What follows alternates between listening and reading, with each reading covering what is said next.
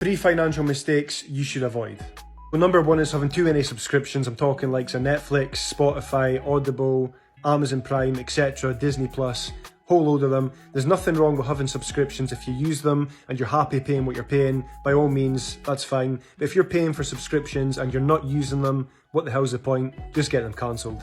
Number 2 has to be not investing early enough. This is something that I am guilty of. I only got started investing last year, and I wish I started in my early 20s, even 18 if I had the sense then, but of course I never. I was far too interested in just going out, spending money on drinking, takeaways. I still do the takeaways and drinking now, but to a lesser extent. Regardless, start investing, look into the benefits. I've got plenty of videos on that if you're interested. Your future self will thank you.